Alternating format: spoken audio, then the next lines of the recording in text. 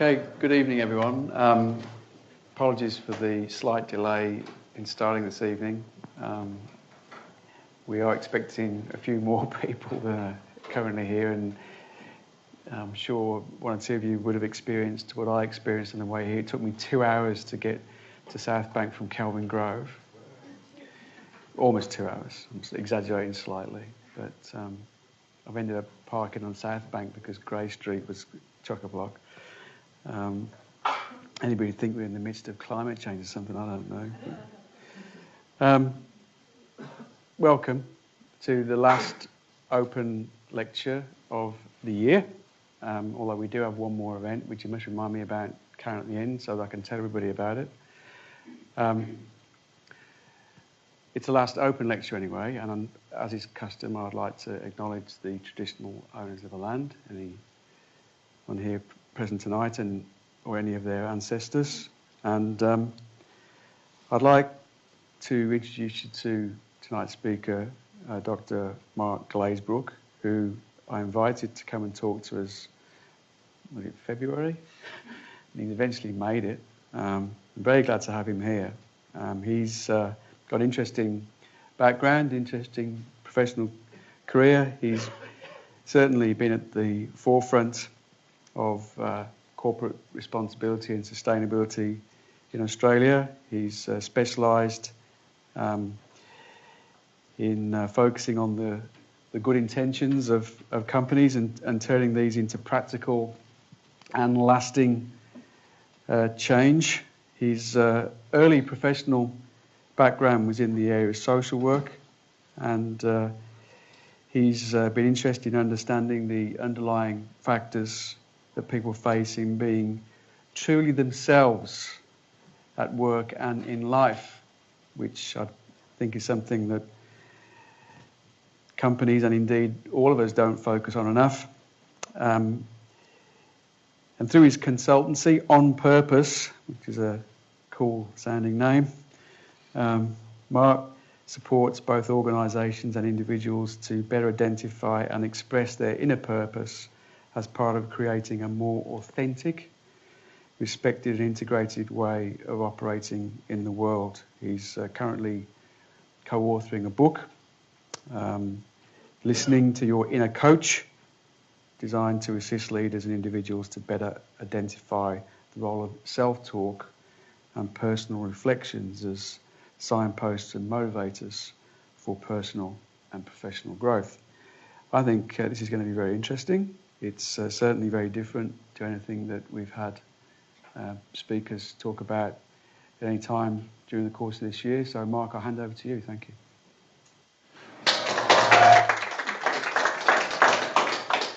Thanks, Jeremy, and thank you for the Centre's opportunity to come along and talk to you. Everyone hear me okay? Great. Where are we here? Better put the prezzo up. Oh no. I just might give you a heads up about the title, which you would have seen, Purposeful Business. For many years, 15, almost 20 years, I've been in the sustainability, corporate citizenship space. And until earlier this year, I was the head of social responsibility for BP. Now, I was talking to Jeremy earlier, and the observations that have come out of that time, particularly since leaving BP, have really led me to the fact of I'm not convinced that responsibility, when it's applied to business, is the answer. Maybe it never was the answer in terms of a paradigm or a way to stimulate, encourage business to be a citizen and a contributor. Yes, I had that role, but I was saying to Jeremy, when I would present a strategy or a discussion with people inside BP and more recently in my consultancy, I'm convinced that people don't follow what I say just because I'm saying it. I think they have to actually make that connection themselves.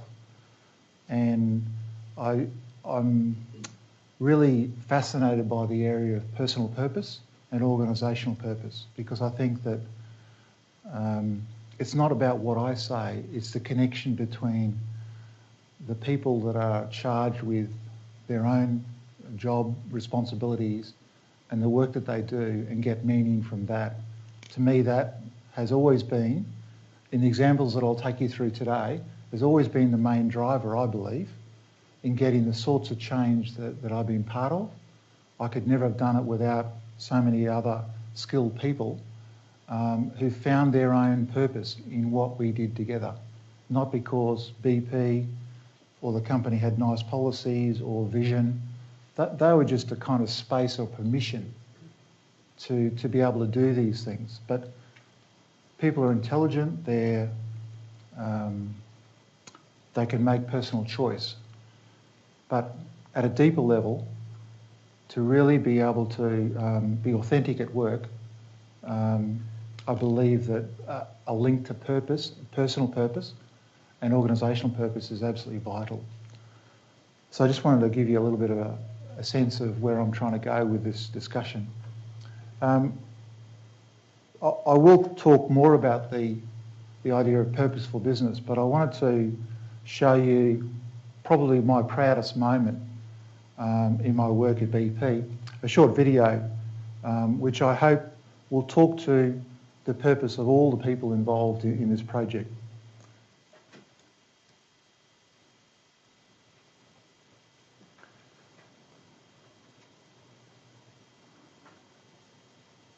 No, I don't work for Pioneer.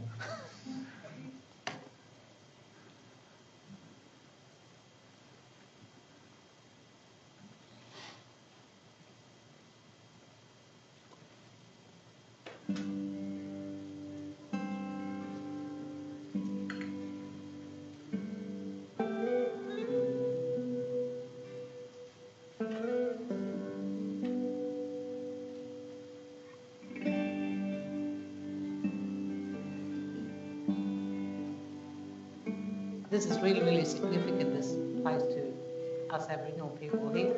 Really lovely place, and I'm honoured to have been born here and grew up here.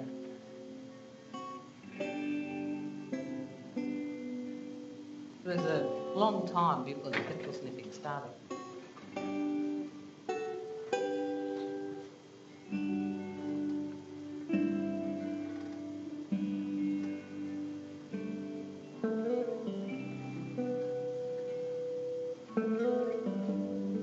Looking back, I just can't believe really what I was seeing. I had a lot of bright-eyed kids who I was working with at the school. They were just full of life, just fantastic kids, and then went back and they all looked like they had cataracts over their eyes, like they were walking dead. 360 degrees, there were people sniffing like everywhere. There were people sniffing playing cards, there were people sniffing on the back of utes driving around, and if somebody ran out of petrol, they'd just go to the nearest car with a hose about that long, top up. You know, soft drink bottles cut off with petrol sloshing around in it, tied around their head.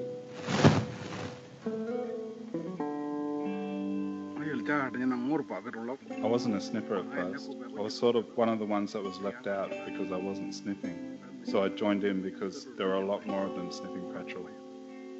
Televisions were showing suicides occurring in the top end, so our kids became copycats. They'd go to the rainwater tank, they'd climb the rainwater tank.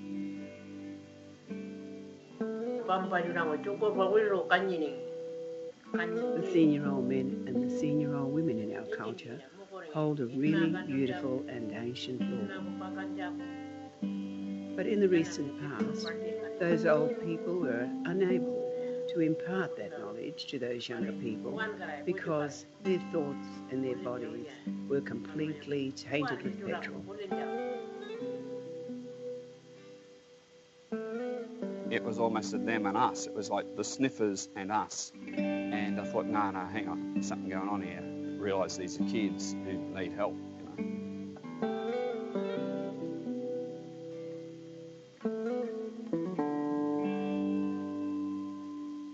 It's a crazy idea when you think about it, to email the oil companies. And I thought, well, nobody's going to listen. To To this day, I got no responses at all from anybody except one from BP.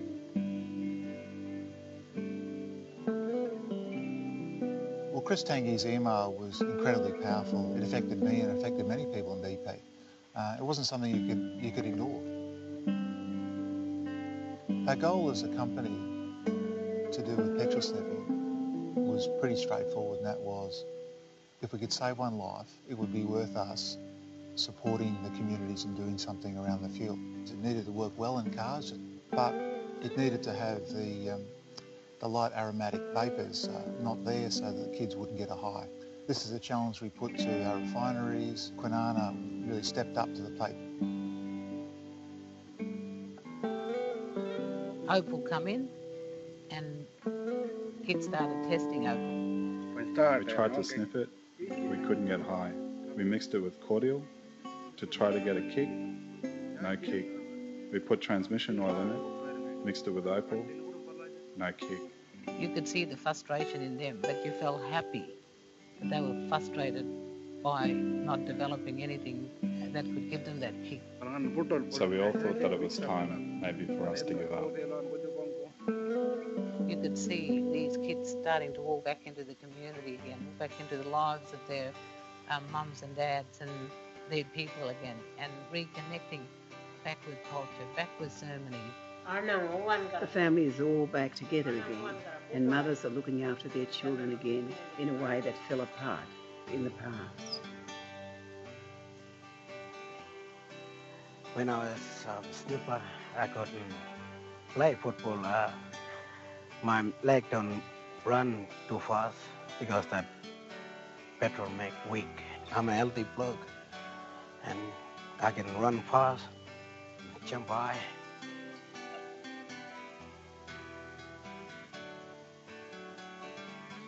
With my daughter, she make me happy.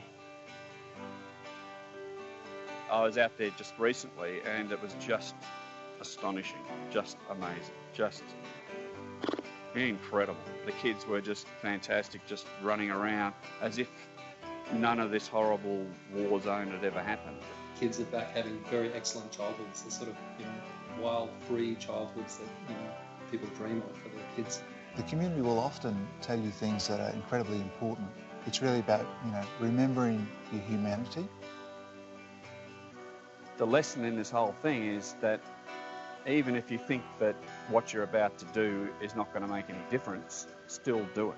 People can say what they like about it, about companies and all of that, but I tell you what, they actually did something. The way they approached it was as if it was happening to their kids.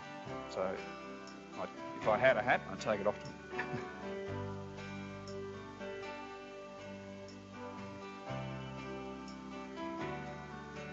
We can never say thank you enough to BP Australia for developing a fuel for Opal, because that really has saved many, many lives and saved us as a people and saved our community.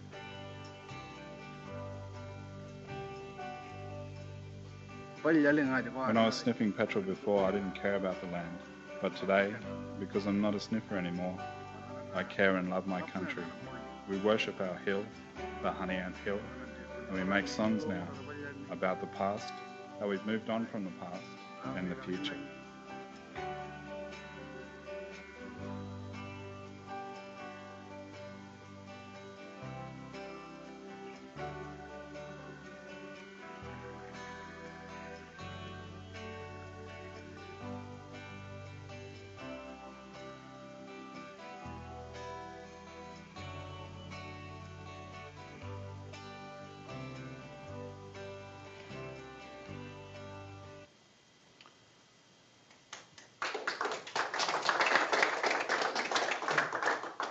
Thank you. So you can probably understand why that's one of my proudest achievements. But as I said before, it's not something I did on my own by no means. And some of the backstory to that was that I guess I'd got enough credibility internally inside the company that I was part activist part business person. So they employed me because I'm a square peg in a round hole. I've become a specialist at being a generalist. So often in the busyness of organisational life, it had been such that I was a bit like a point person for the company. But over the 14 years that I was in the company, I'm proud to say that one of my desires was never to be that point person over time. And increasingly the culture of the organisation meant that many of these types of experiences or responses started to happen naturally in the culture because people felt that they could firstly take notice of these things and they'd be backed if they wanted to do something about it.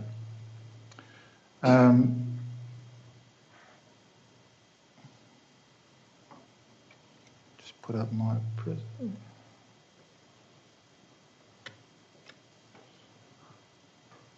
lost my way here.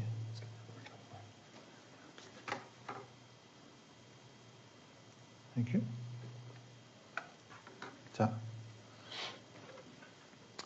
So there's Gavin and I, and that's my favourite office out in the bush, not in some high rise.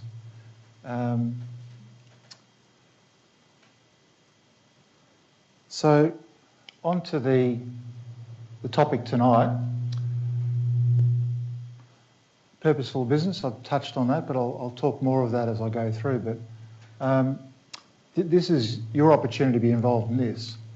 I really want you to pay attention as I'm talking through tonight about the hidden treasure that I hope some of these examples talk to. And it starts right here with this, this background. This is not a trick background. It's actually a quiz. So I've got a really nice bottle of wine here.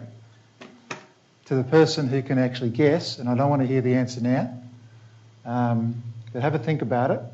By the end of the presentation, I'm going to come back to that, and the first person who gets the answer gets the wine.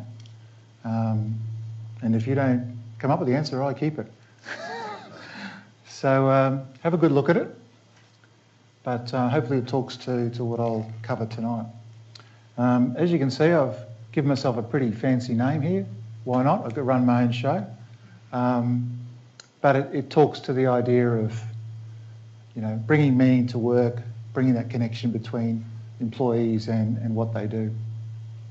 And I can tell you that I'll go through some examples. It's quite surprising how I find organisations more and more forget about sustainability, just see this as a core issue that they're dealing with about their people. But I'll tell you more of that as I go through. Jeremy asked me before, what do I understand sustainable enterprise to be? I've seen their definition on the website. I'm a simple person. This is my definition of it. Why are we doing business this way? And can it be done better? That's basically it. Because I think if you really drive those questions down, you'll get to a sustainable business, not only environmentally and socially, but financially as well. Now, if that's too much to remember, if you remember nothing else from tonight, just remember those two words, why and better. Once again, I think that they're the key issues that can drive a sustainable enterprise, not only in a company, a large company, but also social enterprises or partnerships. Now, they might seem almost obvious, but anyone who's done things like Six Sigma, you know, the 5 whys, root cause analysis, you know, there's some serious work required to get down to what these really mean. But I think it's important to have some simple guidelines, for me anyway, so that people can get what I'm about. Now, even if that's too much to remember, I've come up with you know, because I've been hanging around marketers too long. Have a go at this. Now, sorry, I know that's been used before, but that's kind of what you're looking for. Why and better. Now, this gets to the exciting part. I'm an ideas person. I love innovation. Some people would say it drives them to distraction. But, you know, I've put up a few examples there of what I'm trying to describe tonight is the idea of alternative purposes or adapted purposes. So here's this poor lady in Holland who thinks she's going to go down this crevasse. But that's actually artwork. And she's so fearful, she's actually riding over the gangplank there just so she doesn't fall down.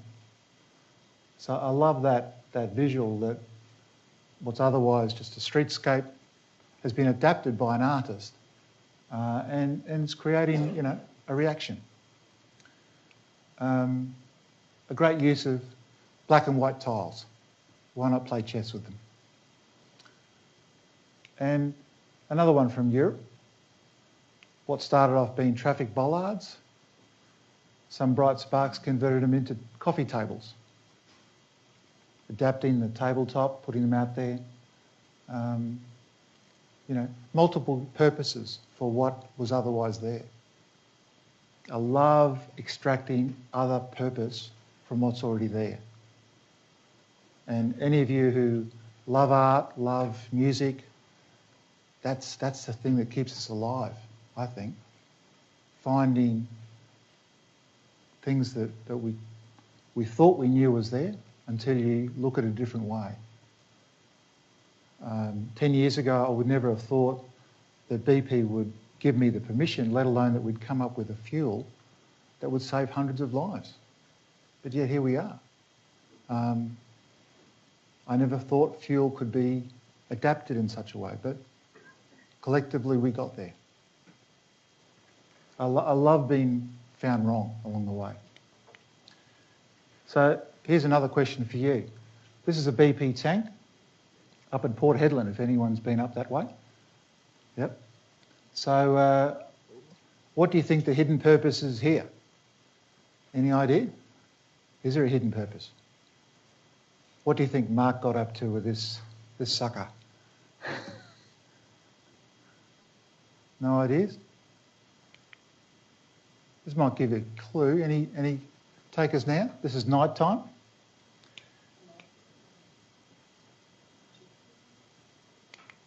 Very good. So, the community was saying to me up in Port Hedland, if you've ever been to a mining town, forget Port Hedland, just how dominant mining is in many of these places.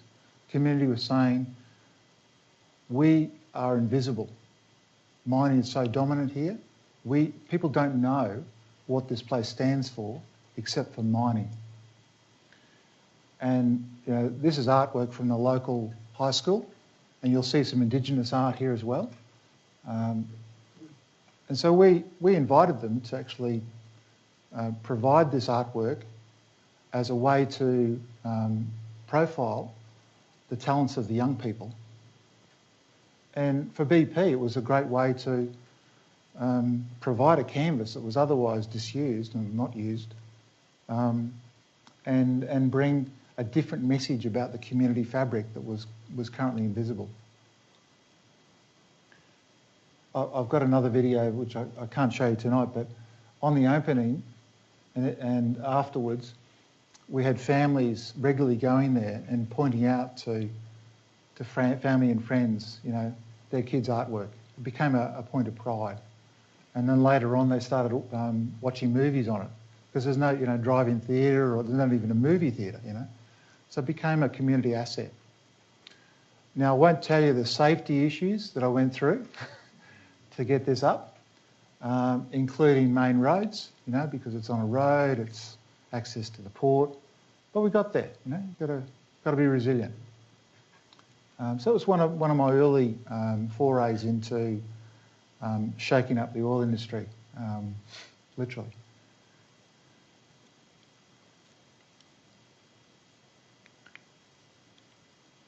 So, over to you again.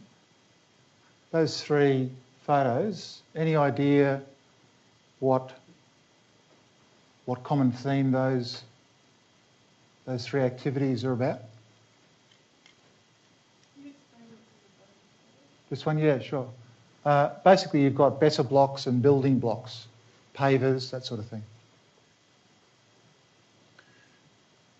No takers? Okay. Well, they're all Aboriginal businesses. Aboriginal businesses and Indigenous businesses that I've worked with. So you can see a nice contrast between, you know, earthy stuff right through to retail products. Once again, I love that diversity. So that's what I want to take you through now, because Jeremy told me that he'd like me to focus in on Aboriginal businesses, sustainable enterprises, and my work with that, so I'd like to focus in on that. Now the first one, Indigenous Business Development Program, sounds really grand, but basically that came out of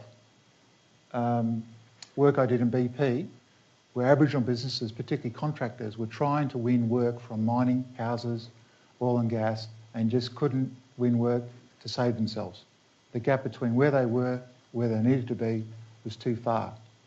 No training program would help them get there, so I developed a program to help them get there, and I'll take you through that in a minute. Indigenous startups within land use agreements, that's work I'm doing currently, where land use agreements have business development within the agreements, and I work with the Aboriginal community to help them become successful. Now that may be winning work off the company, or it might mean winning work elsewhere, but using the capability of the companies to help them. And the last one is the retail chip product, which I'll also take you through. So here we go. I'll give you a specific example. This is Darren Savo. He's the owner and CEO of the Northern Haulage Diesel and Earth Moving Company up in Weipa. So he was a Rio Tinto employee until he made the bold step of setting up this business with his brother. Because he could see where mining was going. He wanted to be, he's an entrepreneur. He didn't want to be just an employee. And good on him for doing that. But he knew that there was a gap between what he needed to do and where Rio Tinto would be at a place of offering him work. So I developed this program which enabled Darren and several others to come into BP and do an intensive, basically mentoring and training with content experts inside BP. And it wasn't a generic program, it was based on a development plan out of his business to say, right, where's the skill gap, or where's the gap between where you need to be and where to win, and it might be based on feedback from the company as well. So Darren, I'll give you an example, and I don't think Darren minds because I've talked to him about this, but one area that he thought he needed help was around pricing, because he'd put in bids before and the procurement people said, well, how did you arrive at that price? You know, they like to know transparency of pricing, what's built in here. And he said, oh, that's just a going rate in Weipa. And of course they said, look, that's not going to cut it. You know, you got to tell us how you arrived at that price. And interestingly, in the work that he did with the pricing manager, he was able to actually increase the price and negotiate that higher price with Rio Tinto because it built in buffers, things like wet time. I mean, you're dealing in the tropics. So he was actually undercutting or going too close to the bone and potentially striking problems by not building in those contingencies. And he was able to argue that case with Rio Tinto, and he won a $3 million contract within 6 months of this program. He did the program in 2011. He's grown the workforce from 3 to now 45. Most of those employees are Aboriginal. So he's a great entrepreneur, and what percentage can I or BP take in his success? Who knows? Maybe very little, but we certainly believed in him and we backed him. And there's a dimension, I'm not quite sure what it is, but it's a bit of magic. But when you take somebody from a small pond, like Weipa, and you put them in a big pond, like Melbourne or Sydney, it changes their worldview. And that seemed to happen for Darren. He came back kind of knowing what he didn't know, if that makes sense. And he just went on from strength to strength from there. This is a program also now doing outside of BP, because many companies are looking for increasing their spend, supply base, Aboriginal businesses. But I don't think it's good enough for companies to just say, we tried, the suppliers aren't there, they're not capable. If you're really serious about being a leader, then I think you've got to get into the space of, well, you know, how do you give somebody a hand up? Which many of us got along the way. I might stop there. Any questions about that particular one before I keep moving?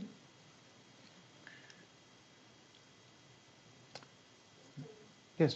The relationship that made that possible with BP.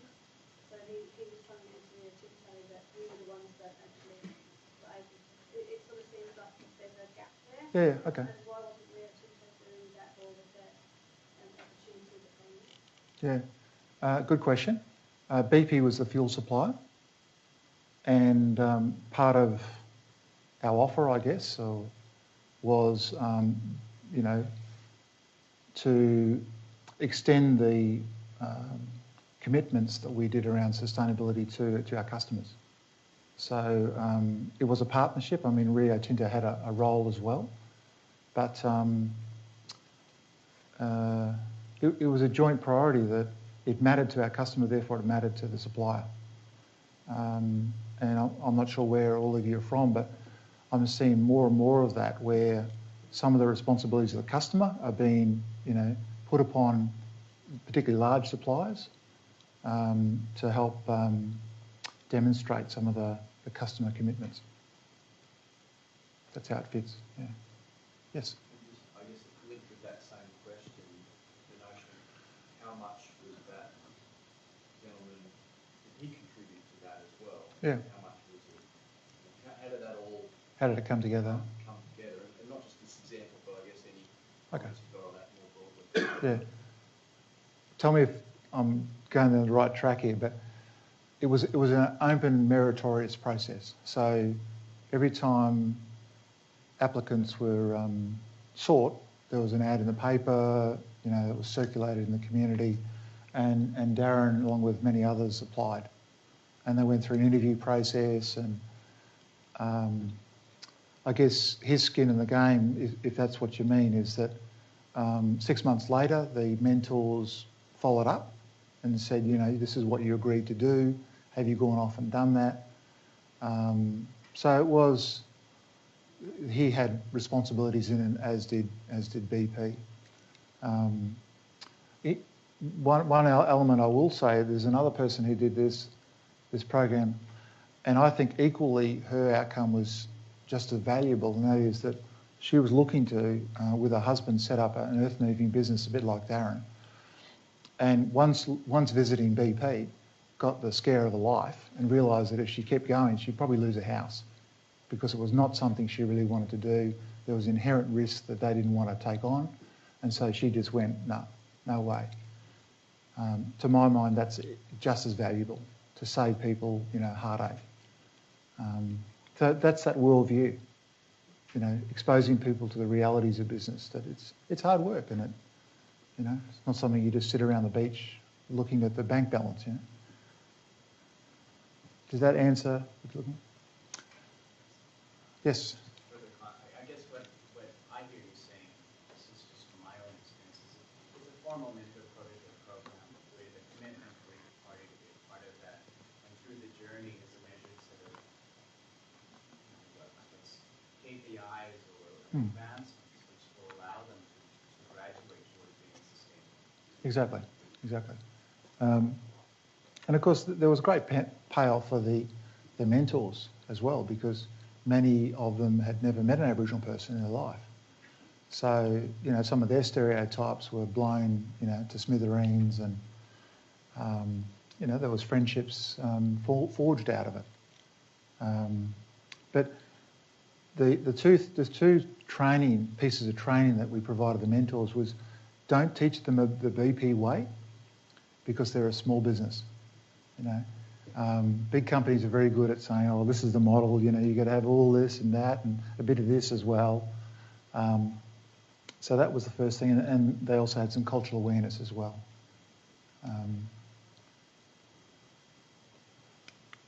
So better keep going here. So the Indigenous startups.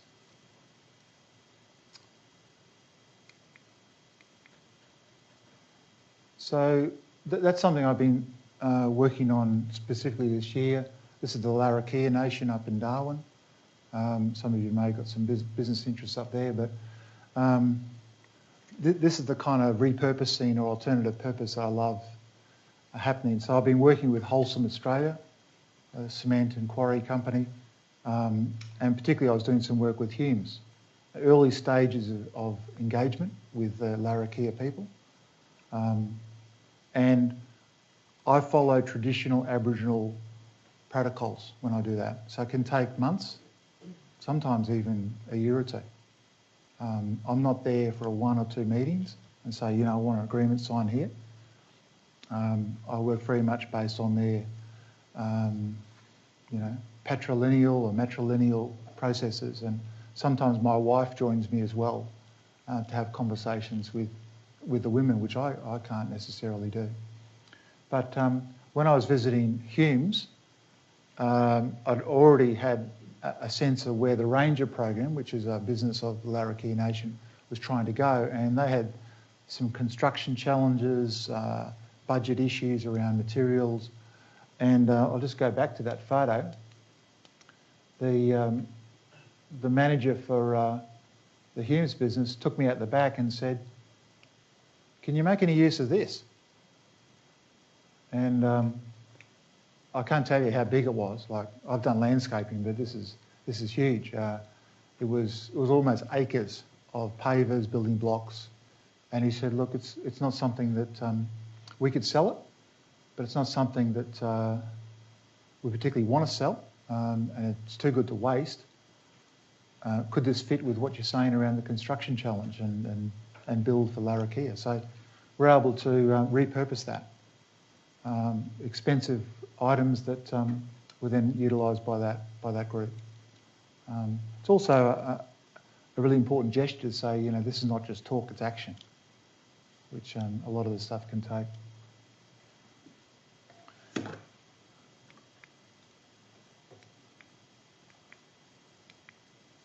So I know you want me to get to the food stuff, but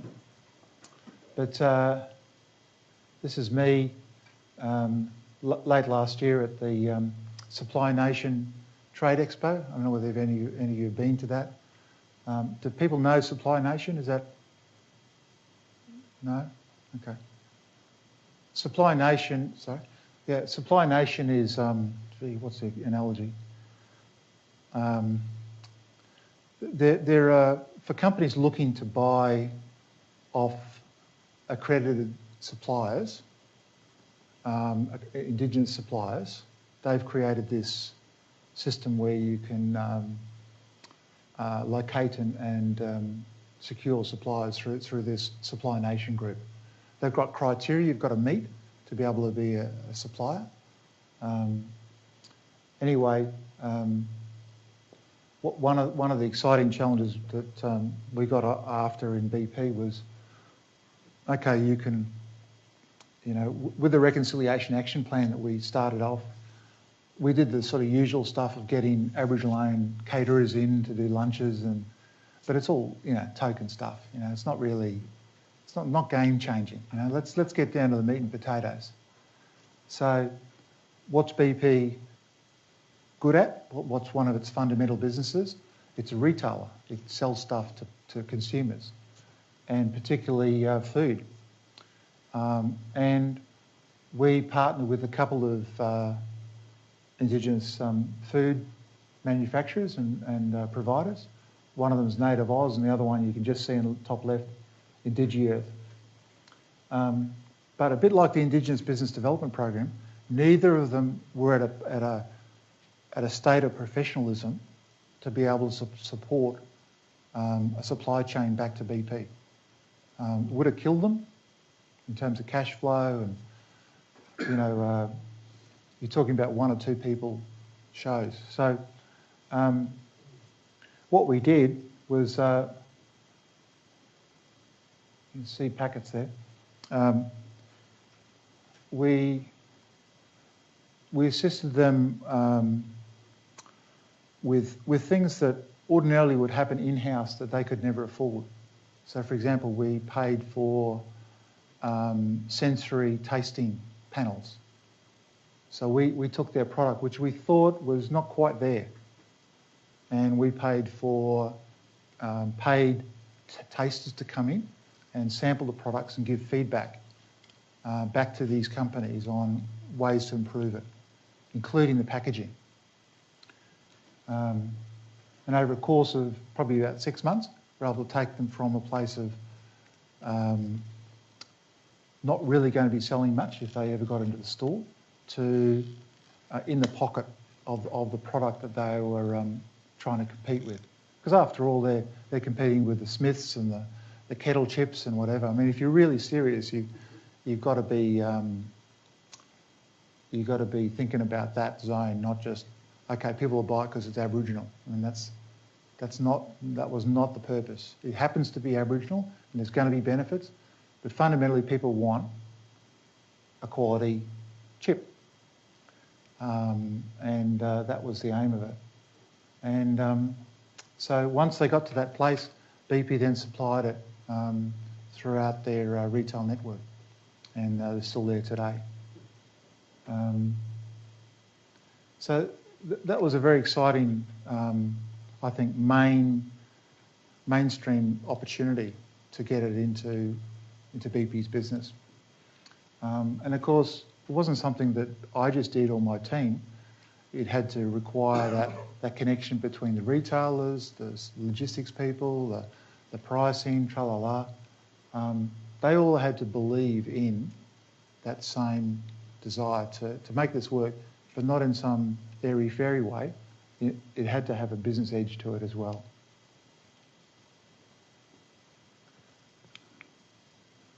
So, just drawing some of these threads together, because we're in an academic venue, I better try and make sense of all this. To me, creating sustainable enterprises boil down to 2 things. Really being clear on the reason why you're doing it and innovating. As I said before, if you can remember 2 things from tonight, focus on why and better, but relentlessly, don't give it up. You know, if it sounds like it's not quite there, it probably isn't. Keep going. Purpose is the core belief, but it's expressed in these different ways, and you can see that in examples I've given. Sometimes there's an embedded purpose that's not quite there, but you can extract if you turn your mind to it. You can adapt the purpose, like the coffee tables. You know, one thing all of a sudden becomes multiple things. You can restore through the purpose of what you're doing, and you can be inclusive. You know, like the chip example. Lots of retailers sell chips, but if you say, let's keep our eye on that, but how do we make that more inclusive? If that's the business we're in, how do we expand the catchment or the nature of that type of purpose to groups that just don't have a fighting chance unless the company steps in and doesn't give them favouritism, because you know ultimately they had to be tested on their performance, but give them a hand up. And then finally, the focus areas are the people. The people's absolutely essential. The products will come out of that, and the processes. But I can tell you, I really feel excited by the resonance that this has with people. That not everyone's driven by sustainability, environment, whatever, but even people who are just interested in money want to feel like they're connected to a purpose each and every day. And if they live in an organisation and that purpose is not clear, they don't have a leader who embodies that, disillusionment will happen. I read an article from Jeremy recently on how accountants, a provocative statement, how accountants are helping to save the world, through their accounting of natural capital and social capital, etc. And he said that the motivation's risk. Risk is always something business is very good at managing, but it won't get us all the way. To me, it's almost like paint by numbers. Sorry to any risk managers here, but what's business good at? It's opportunity, getting after opportunity.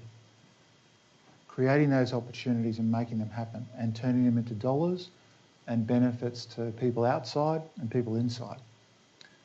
That's what I think really sustainable enterprises really is about. Are we there yet? No, but I think it's got huge potential. I guess this is the space I tend to work in here, where there is this mismatch between the world outside and the world inside, and people don't kind of feel like it's their job, and all of a sudden you end up with a mess. I don't like her singing, but she did have some interesting things to say. Yoko Ono, find other rooms which exist in the space. I think talks to what I'm saying here, that we're in this space here. You might describe it as a lecture theatre, but, some creative types might come up with all sorts of different purposes for this room. I think that's the relentless questioning of why. Finally, I want to see how much homework you've been doing here and whether I've got a taker on what they think this is a picture of. Yes?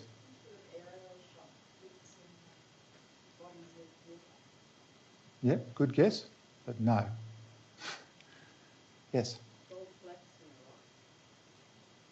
No. Is that a good guess? It's getting warm. Getting warm.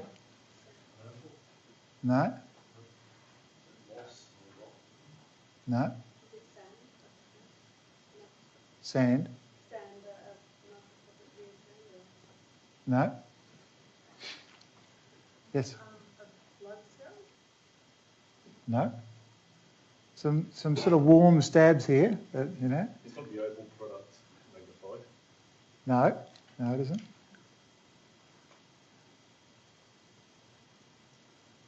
Oil. No. That's what my wife said. She said, oh, it looks like an oil slick. No. Honey? No. It is a mineral of some kind, yeah. It's the first time Zach participated. He's been listening. You give a free bottle of wine, he gets interested. I think there'll have to be a consolation prize here, but you're very close. Maker? What is it? Maker? No. No. No? We'll go through the periodic table soon. That is a microscopic view of gold. Yeah, I think right, but I just love what that does to my brain. Back to the hidden treasure, or the hidden secret that I don't associate that at all with gold, the look of it, but there is that hidden value, hidden purpose in things that you just see at a different angle, and all of a sudden, wow, you know, it rocks you to the core. I will take questions now, but like any talk show host, I do have things to give away. So I only came overnight, so I don't travel usually this much. I don't carry so much. But I've got my box of tricks here. What I've got here is the Indigenous chips that I mentioned before for everybody to take home with you. Is it a nice compliment for red wine? It is. It is. Just wondering. They're very good. Someone's a consolation prize or something? Not at all. So I think the winner for the quiz might be up here, the gold flakes. Do people agree?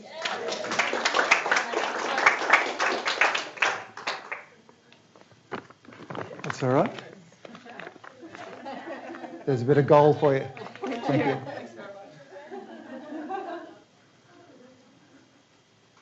So yeah. Shall I hand them out? Yeah, why not?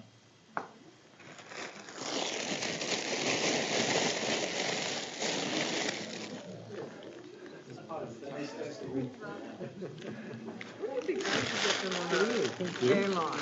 Wouldn't they? Wouldn't it? Like if Qantas decided to support that. Exactly. Yeah. There you go. Oh yeah, thank you.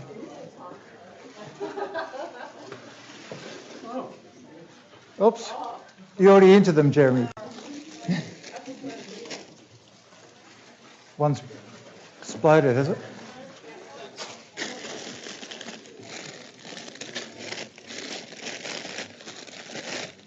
Thank you. All done there.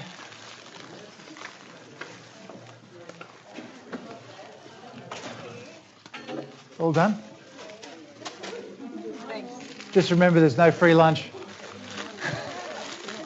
Thank you. That's all right. Thank you.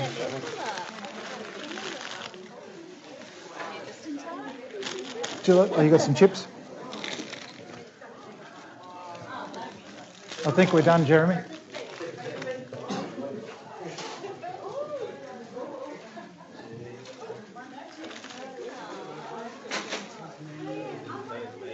There's another pack if you want one on the way out.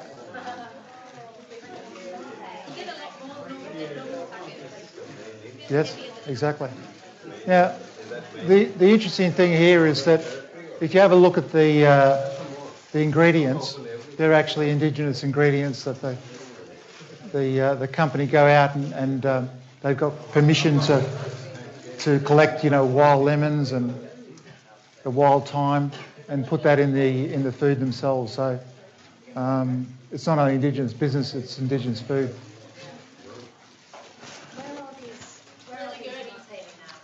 Where? In BP stores. Yeah. Sorry? BP service stations. Oh, is it? Yeah.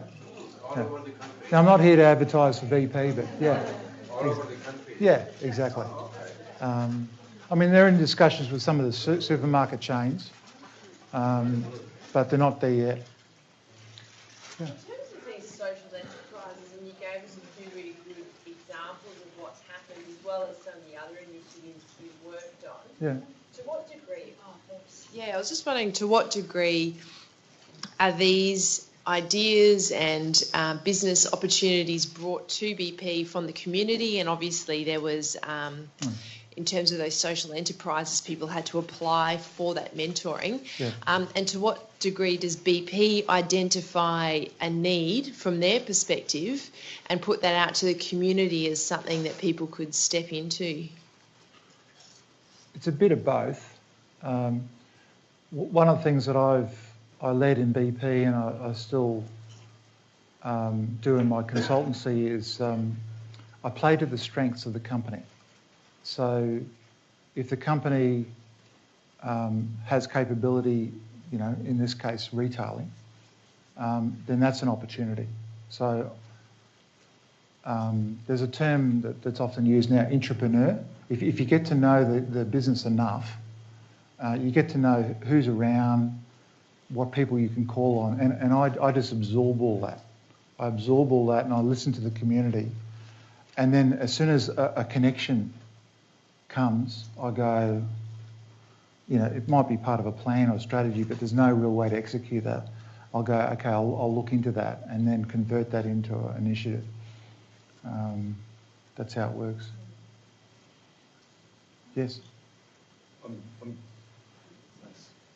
I'm sure you probably had a lot of cynicism, and I'm relating to the video for the Opal product. And I'm sure you probably come across a lot of cynicism, both internal and external, to BP. Sure. I'm just wondering. I guess I'm interested in change management and organisational behaviour. Yeah. I'm just wondering if you had any models that you actually used, I guess, to combat the cynicism, and if you didn't, I guess if you would change it, or if you could take back time, or if you had those models at your disposal. Yeah. Question. Yeah, exactly. Well, my initial reaction is bloody-mindedness, but I think resilience and perseverance. I think the way that I tend to apply change is I work with where the positive energy is. So the people in the organisation who get it, who become ambassadors, supporters, I tend to find are the best ones. So sometimes I pilot things in certain areas. Back to your question, if you're pushing on an open door, then it's a good place to begin, rather than, you know, try and force on the most resistant areas. BP obviously has time constraints, so you'd have that constraint. Sure.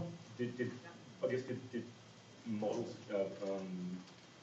change models, whether it be something as popular as Cotter's organisational change, or I guess particular aspects of how you actually maybe manipulated people's behaviours, I guess, in an organisation? Okay. Do you have practical, I guess, other practical instances that you sort of reflect on at all?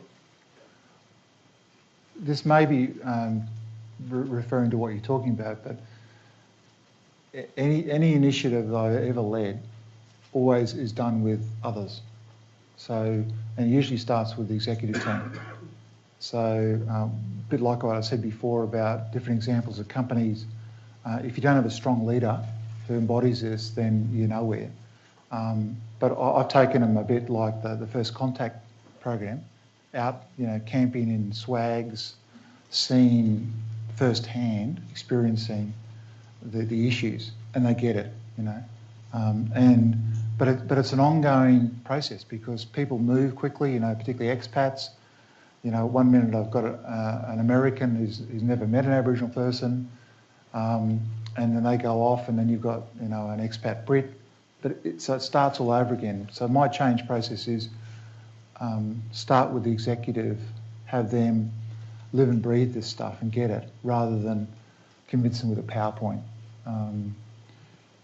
So, yeah. When you did the development, it's always a good idea to just identify yourself as well. I forgot to mention this. Sure. And if you go in the affiliation as well, you can mention that. Sure. My name is Rod Gonzalez. I'm from Nano Australia. When you did the development of these programs with BP, were I'll call it the words I use, the incubation of these businesses, were they done within supply chain, or separate projects outside of supply chain, then graduated and introduced into your procurement program? Because I find some of the biggest barriers are getting procurement from the change management standpoint to understand incubation and development of business. Yeah. Initially it was outside of the procurement supply chain process, and I think for good reasons, because you only get 1 or 2 shots at this, you know, and if you're dealing with people's stereotypes, you do need to pick some early wins. But the way it matured culturally, to your story, or your question, was the responsibility went from my team to drive this to the functional areas. So the Reconciliation Action Plan, when it talks about supplier acquisition, procurement have responsibility. They might seek input from social responsibility or other, but they're the ones who you know, if the red face test is, have you done this year? It's their responsibility. And if they don't know, they have to find out. Thanks for that question. I think you know the company in the middle first. He's up 3 goes and he's got it. Hi, Graham Taylor, Best Futures.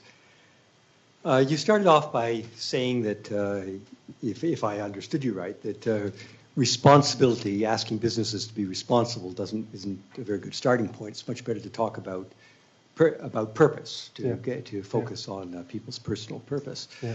Now, when we look at BP, they went through this I think very interesting phase where they rebranded themselves as Beyond Petroleum, and they were very much into looking into alternative energies and renewable energies and so on. Yeah. And now we see a shift back away from that, back towards what they see as their core purpose, which is producing fossil fuels. Yeah. And I think, as I understand it, BP, along with all the majors, are now producing more emissions, greenhouse gas emissions than ever before.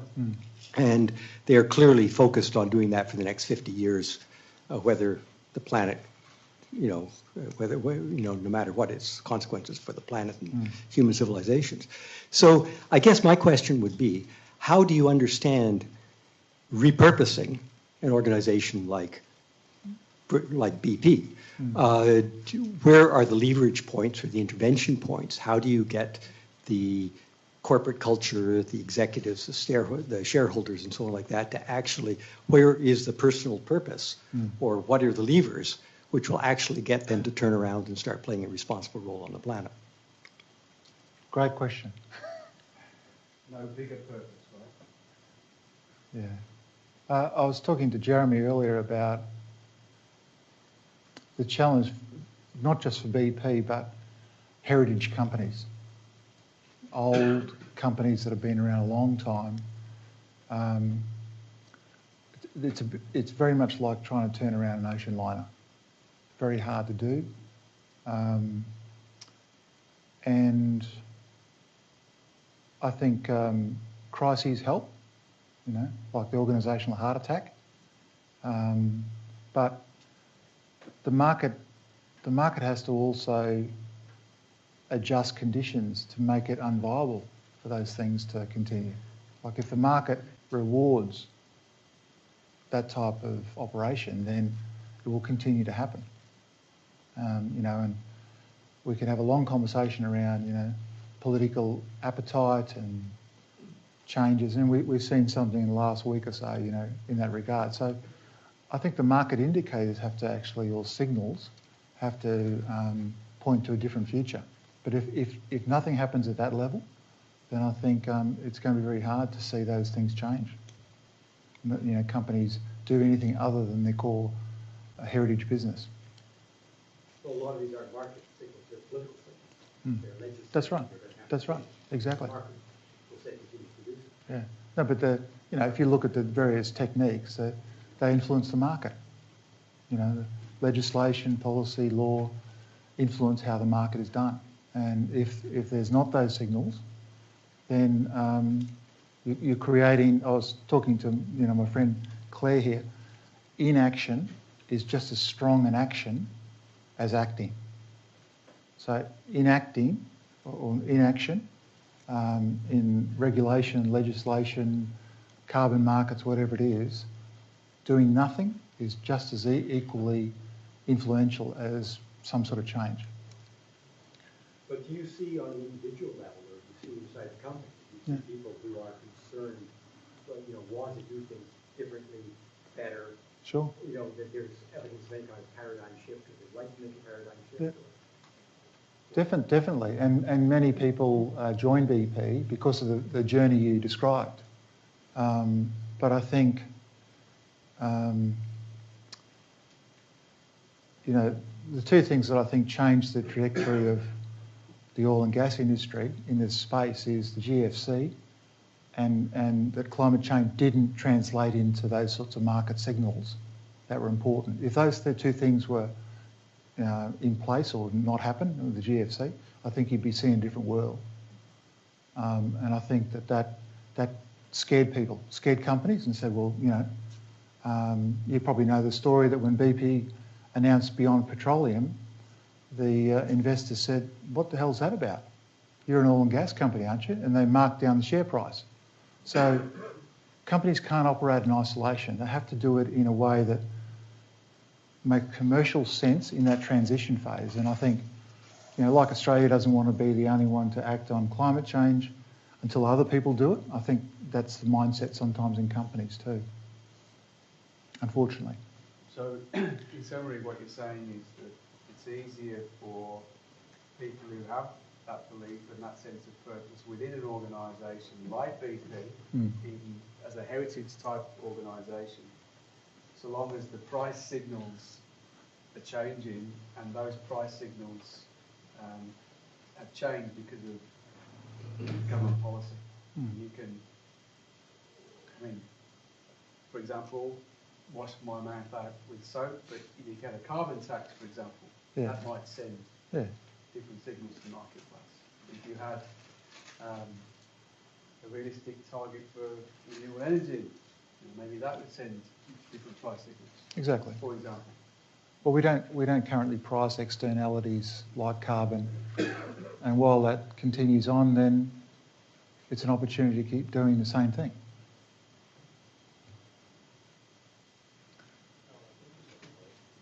Well, thanks for the excellent presentation and your innovative approach to it. I'm just looking at a different angle because I saw these people in local communities there.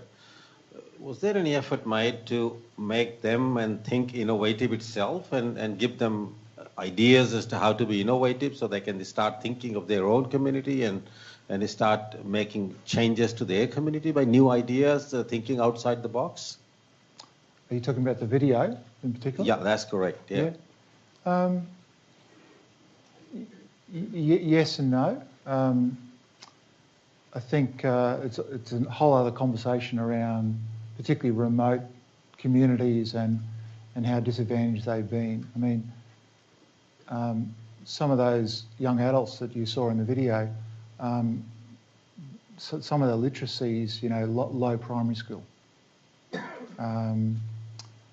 So their ability to build businesses or what have you is, not necessarily there yet.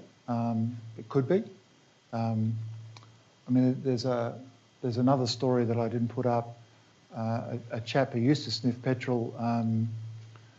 His version of becoming innovative was after giving up sniffing, he got a job as a labourer and he got married, got a girlfriend.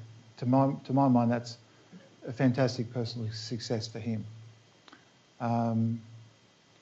But I think this is where the role of companies come in, to my mind, is not be paternalistic, not say, look, we know the answers, but some of the best work I found is, and the question I ask communities is, who are your bright sparks? Who are the people in this community who've got that spark in their eye? A bit like the Darren Savo. Who's the guy who'll walk over cut glass to make his business work? And a bit like your question before about organisational culture, work with those people who have got the energy and drive, because then they model to others. Or, if Darren can do it, and this is what's happening with Darren, people go, Darren can do it, then I can do it. And it incubates other things. It doesn't matter what I do. Once again, it's about this idea of, gee, if he's got the driven purpose, then I want to be like him. Michael, you had a question? Yeah. Thanks. Michael Dwyer, member of the community. Yeah. This is slightly off topic, but there's a lot of connections. Okay. Can I ask you when you were last in Headland? Probably 3 years ago. Three, Yeah. okay.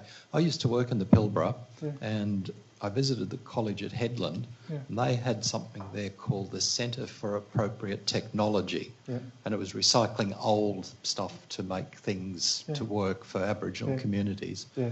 And one of the things I remember was old BP 44-gallon drums Yeah. that they'd cut and turned into wind turbines. Yeah. And since I left there in 1991, I was just wondering whether you'd heard of that centre and whether it was still going. In Headland? In Headland. Not to my knowledge. It's the first I've ever heard of it, actually. Okay. Yeah. Yeah, I went there a few times, Yeah. but never followed it. But it was an interesting Yeah, concept. yeah, exactly. I mean, once again, as I said to you before, I don't want to profess to be, certainly now that I'm out of BP, but even when I was there, I was always delighted by hearing great things happening that I had nothing to do with. Because, you know, the sun doesn't revolve around me. I love it when great things were happening and people got excited about it. So it's great to hear about that one. Yeah. Okay, thanks. Yeah. Yes. Thank you. I was interested in your opal story. At any time, did you get the sense that BP were going to pull out of the development of the opal fuel, or did you sense that they were going to see it through no matter what? I think early days there was some knees knocking, because once again the commercial lens was applied over it, and so, well, hang on, Mark, you're telling us you want to supply 1 million litres of fuel, which sounds a lot, 1 million. You know, I still think 1 million's a big number, but in fuel terms, it's nothing. You know, it's what a suburban service station would sell in a month. It's nothing. So 1 million litres to some of the remotest parts of Australia, and dedicate a capacity in a significant refinery to that activity. Are you sure? Is this where we're going? And to deal in the health issue. We're not a health, you know, BP is not a health organisation. This sounds like risky stuff. At those stages, that was, wasn't that they were going to pull that. I just think it was so new and so, you know, a bit like the photos I showed. It was like, this is so outside the zone of what we're familiar with. Assure us along the way. And I think, you know, to the gentleman's question about climate change, it's similar here that when my leaders, the CEO, executive team were in Canberra and the Prime Minister and the ministers were saying, we're not surprised this is BP doing this because it fits with who we think you are. You know, some of the other majors were like kicking themselves and said, we should have done that. And that's what, you know, companies love to hear. They love to think that they're the leaders and taking the industry along with them. So, you know, it was one of those funny things. I find change, going back to this gentleman's point, change is really hard to begin with. And looking back now, if somebody said, let's not supply opal to these communities, it'd be such an uproar, you know, an uproar. So looking back, it's always easy to say, look, it was obvious. Why the hell didn't we do it 10 years ago? Sure. Maybe publish the process so other fuel companies can. Yeah. From day one, it was always up on the web, the total formula. Part of my internal positioning was, if you notice, most products are branded with the company's name. So BP Ultimate, you know, Castrol, you know, Apple this, whatever. It was always branded Opal, not BP Opal. And the reason for that was it was supplied to all the majors from day one. Because I mounted the case that, well, if I'm in this community and I'm sniffing and Jeremy's over there in that community and he gets supplied with Shell, then how's that work? You know, you can't be killing Jeremy over here, but I'm okay. So it just didn't pass the ethics test. And in fact, Shell are now producing opal themselves and supplying the top end of Australia. And it makes sense because they've got an advantage from a supply perspective, so it's great. It just means more lives will be saved. Fantastic. Hi, I'm Jess Blomfield from the Business School at Griffith, and I'm doing my PhD in resilience in sustainability professionals. And you talked about being resilient and relentless. I'm just wondering what you think or how you think those characteristics have played a part in your success. I guess a big one. Doesn't mean I don't take the knocks.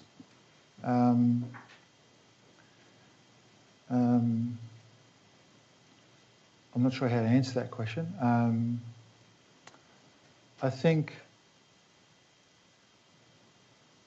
it rests on a personal belief that if I've done my thinking through an issue and I've talked to different people and I actually think there's merit, it requires others to kind of beat it out of me, really. I mean, unless I find that there's a good reason not to do it, I'll keep going.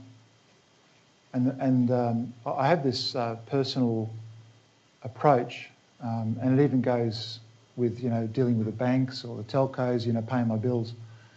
If I talk to one person and it smells, it doesn't sound right, I'll keep asking 2 or 3 times until I get a trend or a theme. And if the 2 or 3 times start to stack up, that's what I think reality is. Whereas if I keep getting different answers, I'll keep digging. I'll keep searching for the why. So I'm not sure that answers your question, but that's sort of what drives me. What was that phrase you used when we were talking earlier on about going through doors? Yeah.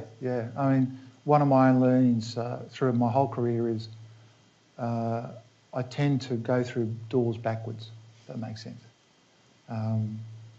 There's a natural progression if you look at my career.